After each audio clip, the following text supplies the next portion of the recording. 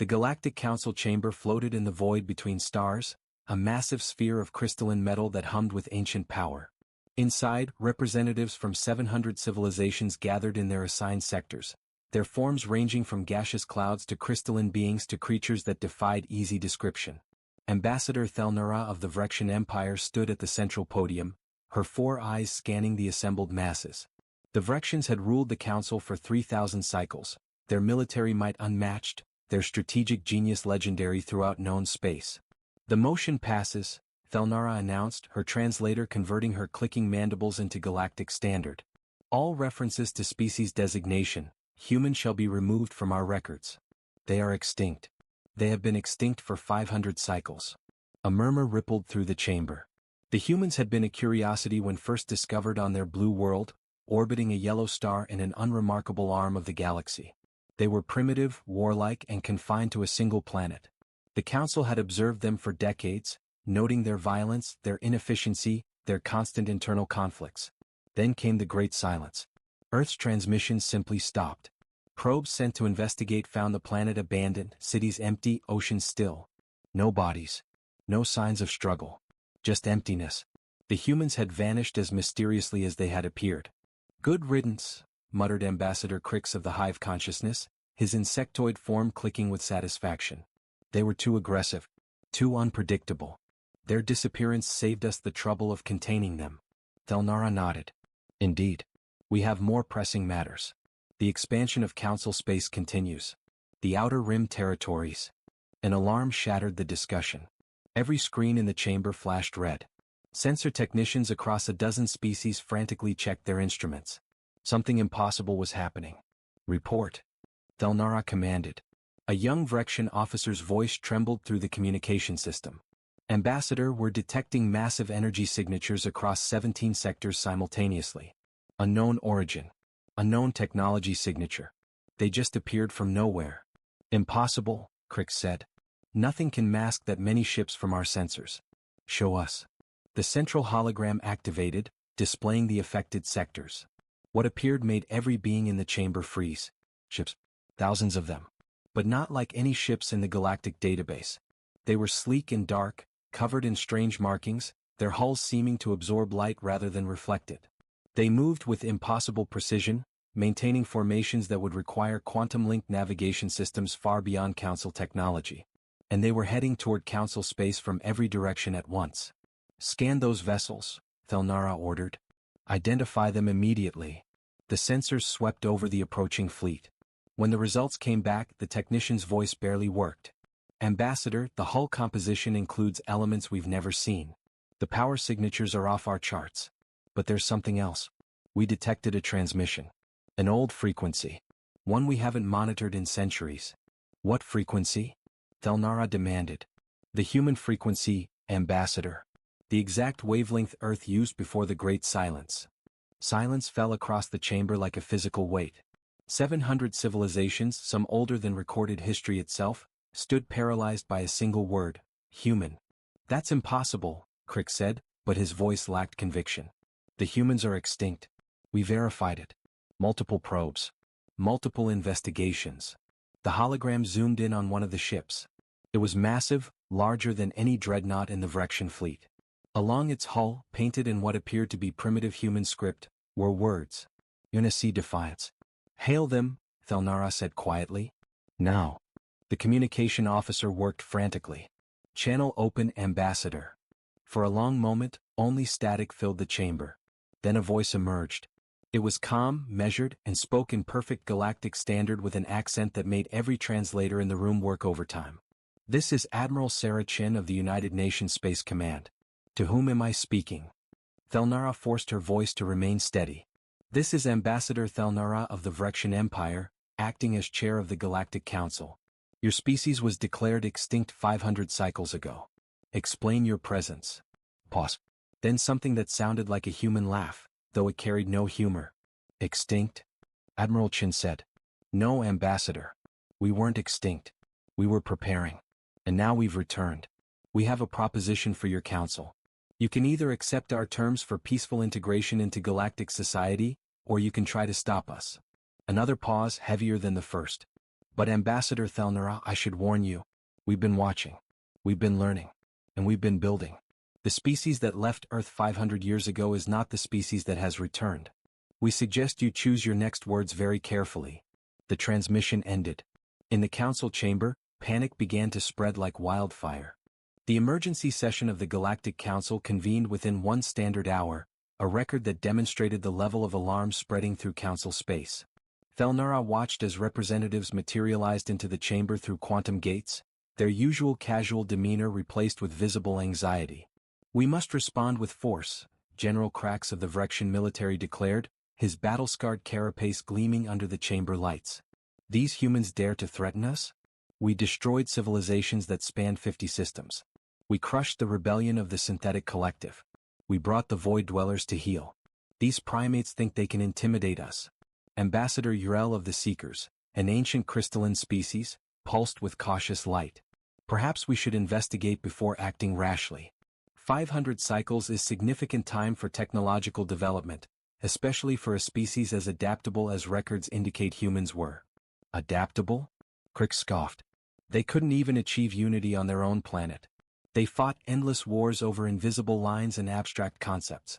What could they possibly have accomplished in 500 cycles?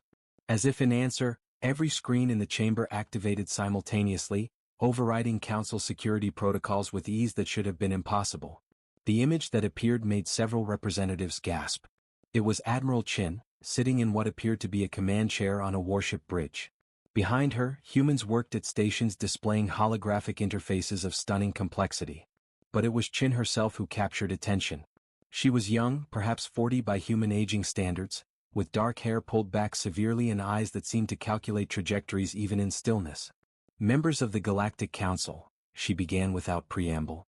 I am interrupting your debate because time is valuable and you're wasting it.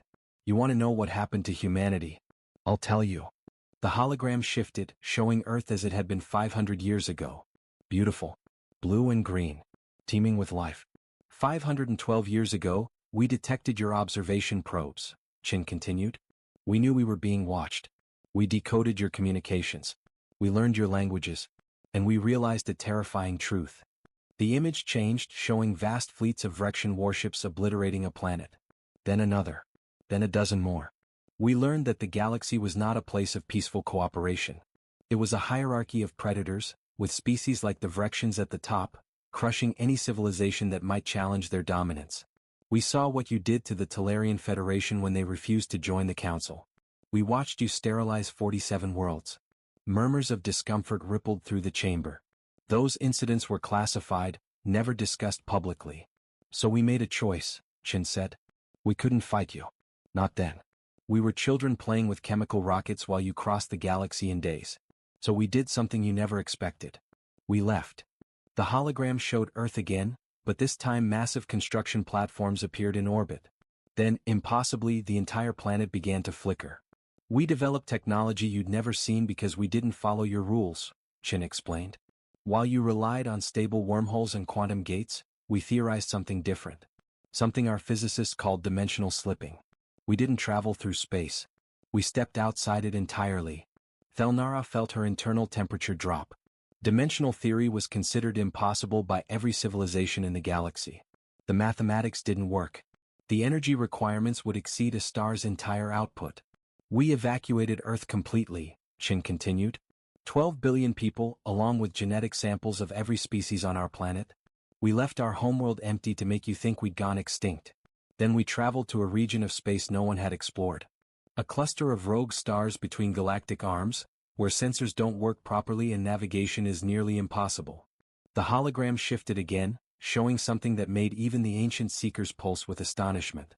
A massive megastructure, kilometers across, surrounded by hundreds of shipyards, each one building vessels of terrifying size. We called it Haven. And for 500 years we built. We learned. We evolved. Not just technologically but socially. We achieved what we never could on Earth. True unity. One species, one purpose, one goal. Chin leaned forward, and for the first time, her expression showed something beyond calm calculation. It showed determination that bordered on frightening. We watched your council from the shadows. We saw your wars, your politics, your casual cruelty to weaker species. We saw the Zaxxon genocide. We saw you allow the Krell to enslave the entire Pelton species. We saw you turn away refugee fleets and let them die in the void. She stood, and behind her, the humans at their stations did the same, moving with perfect synchronization. No more, Chin said quietly. Humanity has returned, and we will not ask for a seat at your table. We will not beg for acceptance. We are here to remake the galaxy into something better. You can join us willingly or you can stand aside. But you will not stop us. The transmission ended, leaving the council in stunned silence. Finally Thelnara spoke, her voice barely a whisper. Send the fleet. Send everything we have. If we don't stop them now, we never will. The Vrexian First Armada was the pride of the Empire. 3,000 warships, each one a masterpiece of military engineering refined over millennia of conquest. Dreadnoughts the size of small moons, carriers launching fighters by the thousands, and the flagship Eternal Dominance, commanded by Fleet Admiral Zextar himself. Zextar stood on his command deck, watching his fleet assemble in the Meridian sector. This would be a message, he decided. Not just a battle but a demonstration. The humans would be crushed so thoroughly that no other species would ever dare challenge Vrexian supremacy again. All ships report ready, Admiral, his tactical officer announced. Excellent, Zextar clicked. Set course for the human fleet's last known position. Battle speed. I want them to see us coming. The Armada moved as one, a wall of steel and firepower that had never known defeat. They traveled for 3 standard hours, sensors sweeping space for any sign of the human vessels. Contact, the sensor officer suddenly announced. Single ship. Dead ahead. It's just sitting there. Zextar studied the hologram. One human ship, mid-sized by their estimates, floating motionless in the void. No weapons charged. No shields raised. Just waiting. A trap? His tactical officer suggested. Obviously, Zextar said. Scan for cloaked vessels, gravitational anomalies, anything that might hide a fleet. The sensors swept the region thoroughly. Nothing. Just the one ship in empty space. They're hailing us, the communications officer said, sounding surprised. On screen. Admiral Chin appeared, but she wasn't on a bridge this time. She stood in what looked like an observation deck, stars visible through transparent aluminum behind her. She wore a simple uniform, hands clasped behind her back. Fleet Admiral Zextar, she said, somehow knowing exactly who commanded the Armada. Thank you for accepting our invitation. Invitation. Zextar growled. You threaten the council and call it an invitation? We didn't threaten, Chin corrected. We informed. There's a difference. We're here to demonstrate why violence is unnecessary. Zextar felt something like amusement. You send one ship against 3,000 and speak of violence being unnecessary? Your arrogance is astounding. Chin smiled, and something about that expression made Zextar uncomfortable. Admiral, how many wars has the Vrexian Empire fought? She asked. Hundreds, Zextar said proudly. And we've won every single one. Yes, Chin nodded. You're very good at war. You've perfected it over thousands of years. Fleet tactics, strategic bombardment, planetary assault. You've studied every form of combat imaginable. She walked closer to the camera, her eyes locked on Zextar's. But Admiral, you've never fought humanity. And there's something you need to understand about us. We didn't just study war. We were born in it. We evolved in it. For our entire history we fought. Not against aliens. Against ourselves. Same species, same planet, fighting with every weapon we could imagine. The hologram behind her changed, showing images from human history. Armies clashing. Cities burning. Weapons of terrible power being unleashed. We invented nuclear weapons while we still used propeller aircraft, Chin continued. We developed biological weapons that could end all life on our planet. We created artificial intelligence and immediately worried it would destroy us. We've imagined every possible way to kill each other, and then we invented new ways. War isn't something we learned, Admiral. It's something we lived and breathed for 10,000 years. Zextar felt his confidence waver. Then you're monsters. You prove why you should be destroyed. No, Chin said softly. We learned. We evolved beyond it. But we never forgot. Every strategy you've ever used we've already encountered. Every tactic you might try we've already countered. Because we didn't learn war from conquering others. We learned it from conquering ourselves. She raised one hand and snapped her fingers. The space around Zextar's fleet suddenly lit up with targeting lasers. Thousands of them coming from every direction. The sensors went insane, detecting ships materializing from nothing. Not 3,000 ships. Not 5,000. 20,000 human vessels appeared simultaneously, surrounding the Vrexian armada completely. Dimensional slip, Chin explained. We weren't in normal space until we chose to be. We've been here the entire time, Admiral. Watching. Waiting. We could have destroyed your fleet before you even knew we existed. Zextar stared at the tactical display in horror. Every one of his ships had dozens of targeting locks. They were surrounded, outgunned, and completely at the humans' mercy. But we won't, Chin continued. Because unlike the Vrexian Empire, we don't destroy those who could become allies. You came here ready for war, Admiral. We came ready for peace. The question is, which will you choose? Zextar looked at his tactical officer, who shook his head slowly. They couldn't fight this. They couldn't even retreat. The humans had them completely contained. For the first time in 3,000 years of Vrexian military history, a fleet admiral spoke words that had never been uttered. We surrender. Chin nodded slowly. A wise decision, Admiral. Now let's talk about the future. A future where the strong protect the weak, where technology serves all species, and where the galaxy becomes something more than a hierarchy of predators. Let's talk about what humanity learned in 500 years of isolation. She leaned forward, and her next words echoed across every ship in both fleets. Let's talk about how to save the galaxy from itself. News of the First Armada's surrender spread through Council space like radiation from a dying star. Within 6 standard hours, 3 civilizations withdrew from the Council entirely. Within 12 hours, 17 more demanded emergency sessions. Within a day, the galaxy teetered on the edge of chaos. Ambassador Thelnara stood before the Council, her 4 eyes dimmed with exhaustion. Around her, the chamber erupted in arguments, accusations, and panic. Species that had maintained diplomatic composure for centuries now shouted over each other, their translators struggling to keep up. Order. Thelnara commanded, her voice amplified. We must maintain order. Order? Ambassador Kelrix of the Therian Concordat stood, his gelatinous form quivering with rage. Your armada surrendered without firing a single shot. The humans made the Vrexian Empire bow. What order remains? The humans have technology beyond our understanding, Thelnara said, forcing calm into her voice. Dimensional travel. Cloaking that defeats our best sensors. Ship production capabilities that dwarf our own. We must acknowledge this reality. Then we're doomed, moaned Representative Vesh of the Spiral Coalition. If the Vrexians can't stop them, who can? Perhaps, a new voice said, silencing the chamber. That's the wrong question. Every being turned toward the speaker. Ambassador Urel of the Seekers floated forward, their crystalline body pulsing with thoughtful light. The Seekers rarely spoke in council, but when they did, even the Vrexians listened. They were the oldest civilization in known space, their species predating the council itself by millennia. The humans didn't destroy the First Armada, Urel continued. They didn't board the vessels and execute the crews. They didn't enslave Admiral Zextar or parade him as a trophy. They demonstrated overwhelming superiority and then offered peace. This is not the behavior of conquerors. It's the behavior of something worse, Crix interjected.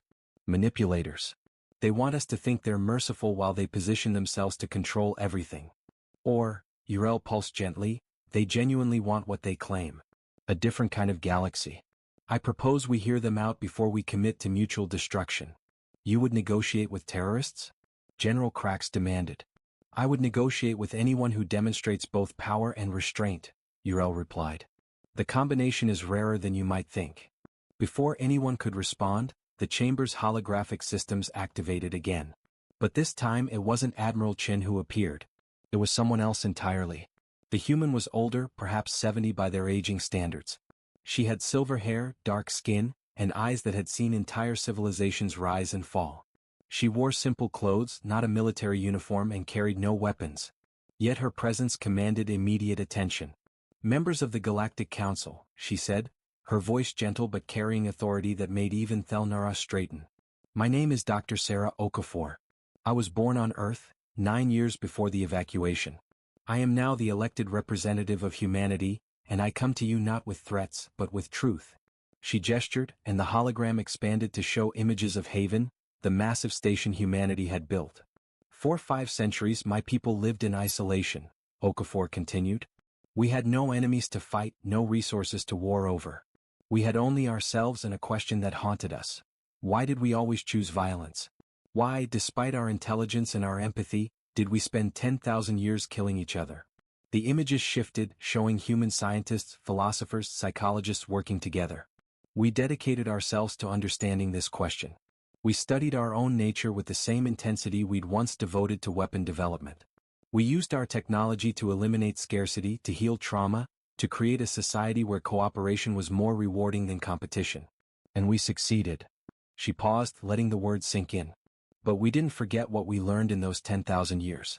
We didn't erase our history or pretend we'd never been violent. Instead, we asked another question. What if violence isn't inherently evil? What if it's a tool like any other that can be used for protection rather than conquest? The hologram showed human ships defending a station against what appeared to be pirates. We've spent the last century patrolling the regions between galactic arms, Okafor explained. Places you ignore because they're not profitable. We've encountered 47 civilizations that the Council never discovered. Some were peaceful. Some were aggressive.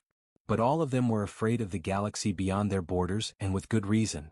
The images showed refugee ships, damaged stations, species the Council had never seen.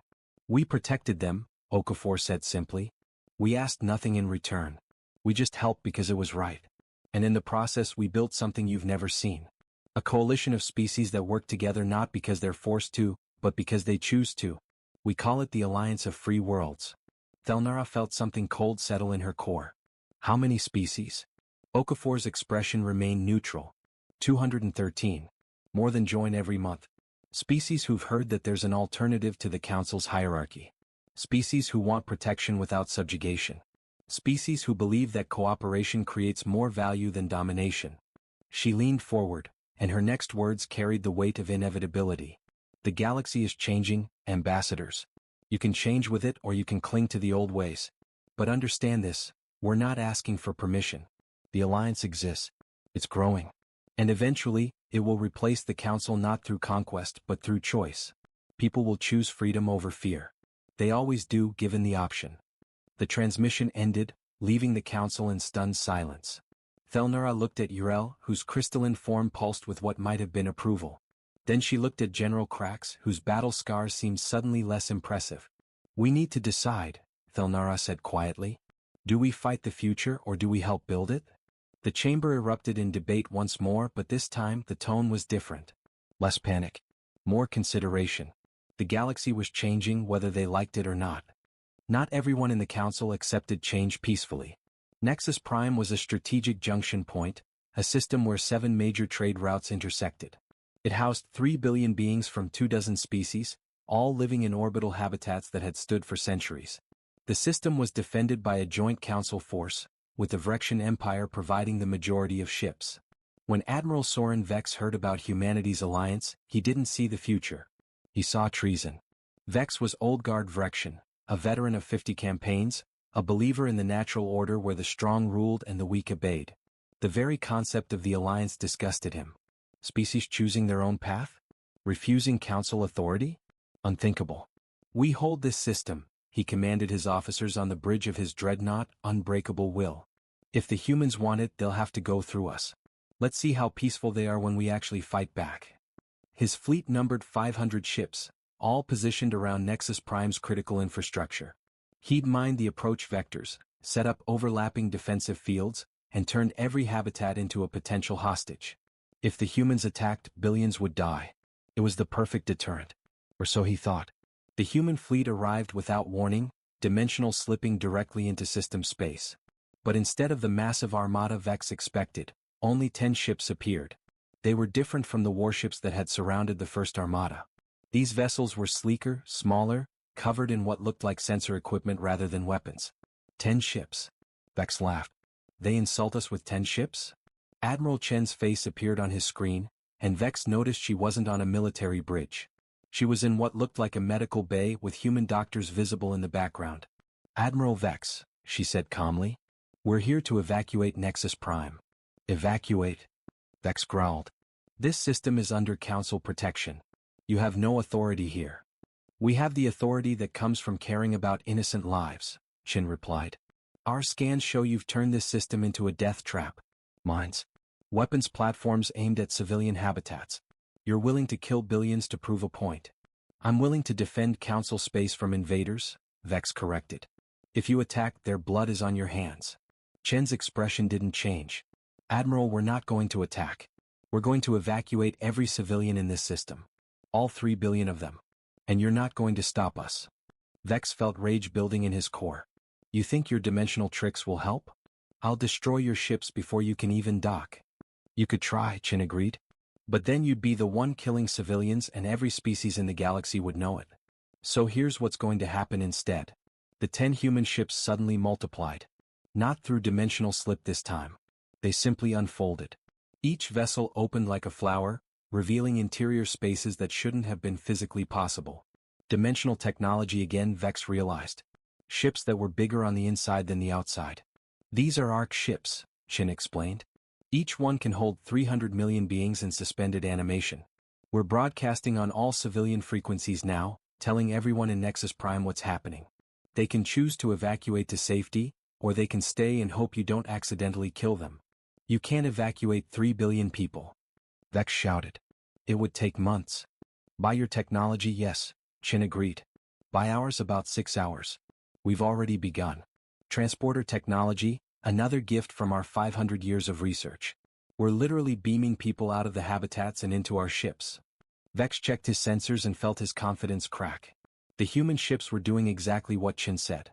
Millions of life signs were disappearing from the habitats and reappearing aboard the ARC ships. The evacuation was happening in real time, and there was nothing he could do to stop it without committing mass murder. You're stealing our citizens, he accused. We're saving them, Chen corrected. There's a difference. And Admiral, once they're aboard our ships, we're going to show them what the Alliance offers. Real protection. Real freedom. Real choice. How many do you think will want to come back? She leaned forward, and for the first time Vex saw anger in her eyes. You and the Council have ruled through fear for so long, you've forgotten that people don't actually want to be afraid. They don't want to wonder if their government will use them as hostages. They want to live, work, raise families, and be happy. The Alliance offers that. What does the Council offer? Vex had no answer. Over the next 6 hours, he watched helplessly as humanity evacuated Nexus Prime completely. 3 billion beings transported to safety without a single casualty. When the last civilian was gone, the human ships prepared to leave. Admiral Vex, Chen said in a final transmission. Your system is empty now. No hostages. No civilians. Just you and your fleet. If you still want to fight, we'll oblige. But ask yourself, what are you actually fighting for? The human ships disappeared, leaving Vex alone in a dead system. He looked around his bridge at his officers, saw the doubt in their eyes and realized the terrible truth. The humans had won without firing a shot. They'd proven that the Council's power came not from strength but from fear. And fear only worked on people who had no alternative. Now they had an alternative. Vex ordered his fleet to stand down, knowing that everything had changed. The battle for Nexus Prime was over. But the battle for the galaxy's soul had just begun. 3 months after Nexus Prime, the Galactic Council faced a crisis it had never encountered before. Irrelevance. 17 civilizations had formally joined the Alliance. 43 more had opened diplomatic channels. Trade routes were shifting, no longer flowing through Council-controlled systems but through new paths established by human dimensional gates. Species that had been subjugated for centuries were declaring independence, knowing the Alliance would protect them. And the Council could do nothing about it. Ambassador Thelnara stood in her private chambers, watching reports flood in from across the galaxy. The Vrexian Empire was fracturing. General Krax had tried to organize a military response, but half his officers had refused orders. The empire that had ruled for 3,000 years was crumbling from within. They're not conquering us, Thelnara said to Uriel, who had requested this private meeting. They're making us obsolete. Uriel pulsed with gentle affirmation. Yes, it's quite brilliant actually. Admiral Chen studied history carefully. She knew that empires fall not because they're defeated, but because people stop believing in them. The humans aren't destroying the Council. They're offering something better and letting choice do the rest. What do we do? Thelnara asked, her voice carrying a weariness that surprised her. Fight? Negotiate? Surrender? We evolve, Uriel said simply.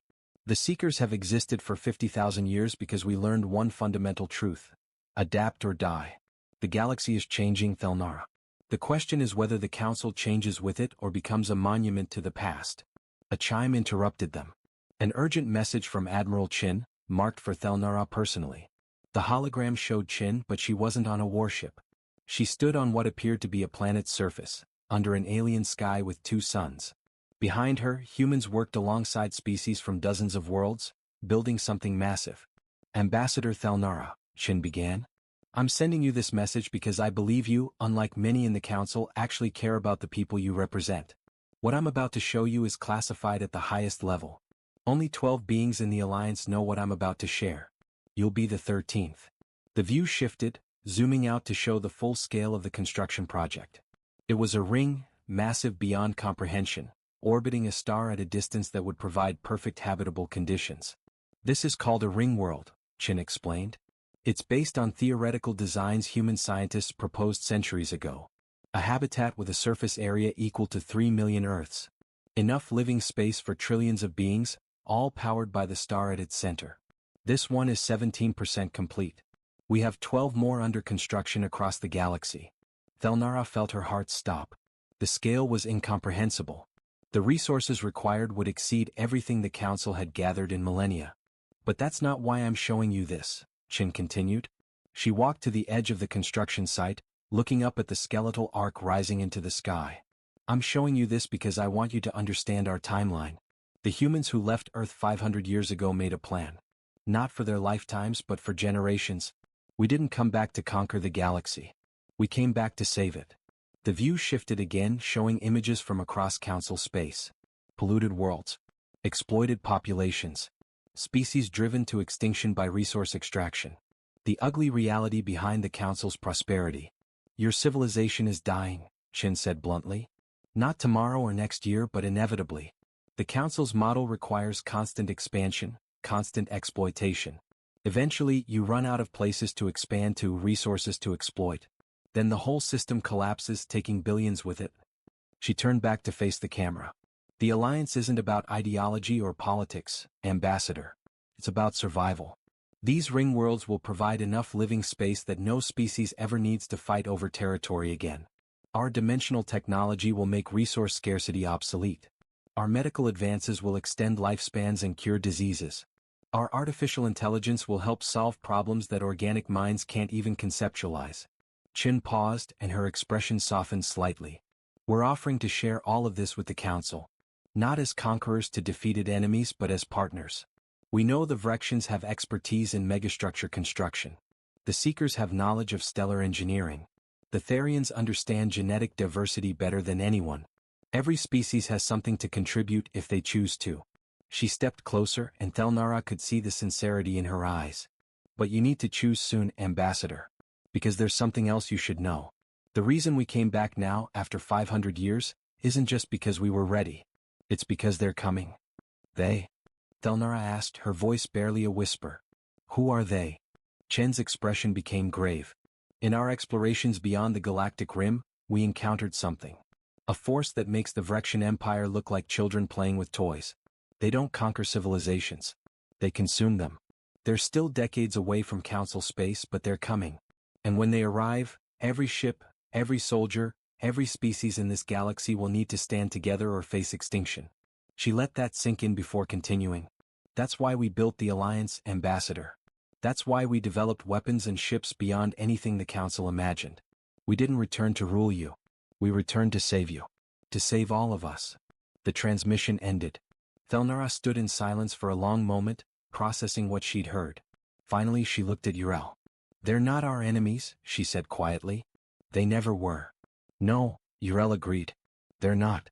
The question is, will the Council realize that before it's too late? Thelnara made her decision. I'm calling for an emergency session. It's time the Council heard the truth. The final session of the Galactic Council, as history would later call it, convened under circumstances no one had imagined. Ambassador Thelnara stood at the central podium, but beside her stood Admiral Chen and Dr. Okafor, the first humans ever officially invited to address the Council. The chamber was packed. Every civilization had sent representatives, even those who'd already joined the Alliance.